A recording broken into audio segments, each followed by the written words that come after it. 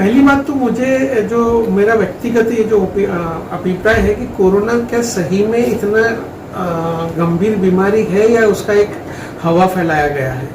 क्योंकि उसके जो टेस्ट होते हैं जो कोई ऑथेंटिक तो नहीं है, लेकिन ये बताया जा रहा है कि अगर व्यक्ति पैसे वाला है तो उसका पॉजिटिव आता है, अदर नेगेटिव आता है। जब तक उसकी कोई दवाई ही नहीं है तो उसके ट्रीटमेंट के अंदर 5 लाख 10 लाख 15 लाख के बिल्स कैसे बन रहे हैं। जब दवाई ही नहीं है तो वो क्या ट्रीटमेंट कर रहे हैं। सवाल ये उठ रहा है कि क्या लॉकडाउन ये उसकी समस्या का समाधान है क्या, या हम उसको और किसी अलग तरीके से हल कर सकते हैं। दूसरी बात, जहाँ तक न्यायपालिका का सवाल है, जहाँ पर 25 मार्च 2020 से लॉकडाउन है और उसके बाद में फिजिकल हियरिंग टोटली बंद हो गई है और हाई कोर्ट्स में अभी क्या बोलूँगा वर्चुअल हियरिंग हो रही है। जो तो बहुत सारे एडवोकेट्स ये ऐसे जो उस कंप्यूटर सेवी या वो नहीं है, टेक्नोलॉजी सेवी भी नहीं है। और जहाँ तक डिस्ट्रिक्ट कोर्ट का सवाल है, वहाँ तो टोटली मीन्स जो मेन जो काम है उनका एविडेंस लेना और ये पूरे बंद पड़े हैं। तो उससे लोगों को जस्टिस में भी बहुत तकलीफ हो रही है। उसका समाधान हो सकता है, लेकिन क्यों नहीं कर रहे हैं वो मैं नहीं बता सकता। आप मेरे यहाँ पे देख सकते हैं कि एक पार्टीशन बनाया है, ग्लास का ऐसा पार्टीशन बना सकते हैं।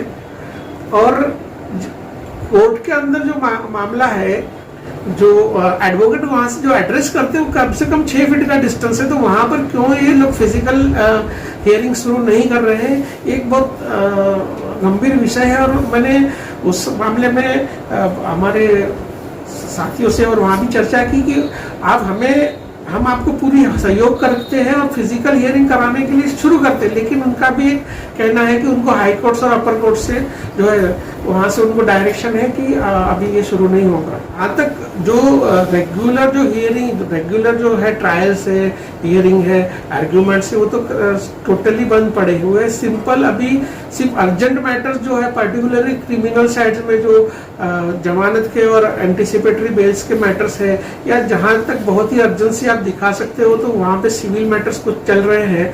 अदरवाइज पूरे जो मामले हैं वो बंद पड़े हुए हैं। अभी उसको एक प्रॉपर हम सिस्टम तैयार करके शुरू कर सकते हैं, लेकिन उसके लिए इच्छा शक्ति शायद नहीं है। वो उसकी वजह क्या है वो नहीं बता सकता। लेकिन आज अगर मैं मेरा व्यक्तिगत अभिप्राय मानूं तो पिछले कुछ सालों से हमारे सभी जो लोकतंत्र के जो स्तंभ है वो करीब करीब बर्बाद हो चुके हैं और न्यायपालिका भी उसी रास्ते पे चल रही है, ऐसा मुझे लगता है। नहीं, बेसिक मेरा जो मानना है कि कोरोना का जो एक बहुत सारे लोग जैसे अभी सिर्फ खांसी हुई, बुखार आ गया, ये आ गया, और उनको लगता है कि वो कोरोना, वो टेस्ट कराते हैं, अभी टेस्ट सही हो रहा है, गलत हो रहा है, उनको गलत टेस्ट की जानकारी मिल रही है। तो और दूसरी बात ये है कि जो लोगों की मरने की जो संख्या है वो सही में क्या कोरोना से ही मर रहे हैं या अन्य कोई बीमारियों से भी मर रहे हैं। क्योंकि कोरोना के साथ साथ आज जो हार्ट से भी मरते हैं, कैंसर से भी मरते हैं, बहुत सारी अलग बीमारियों से भी लोग मरते हैं। मरना एक सामान्य प्रक्रिया है, एज से रिलेटेड भी है। तो अभी सभी को ये लोग जो फिगर्स जो स्टैटिस्टिक बता रहे हैं वो सिर्फ कोरोना के ही है कि वो सभी जो मरीज मर रहे हैं जो उनको कोरोना के नाम से बताया जा रहा है। ये एक बहुत गंभीर सवाल है।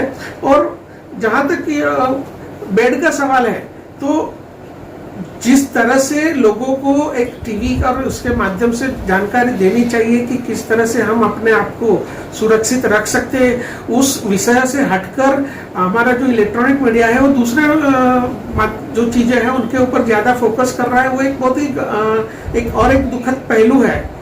हमें सामान्य जनता को ये बताना चाहिए कि आप अगर ये बीमारी में अगर आपको प्रारंभिक लक्षण है तो आप उसको किस तरह से टैकल कर सकते हैं, और जैसे आप इम्यूनिटी कैसे बढ़ा सकते हो।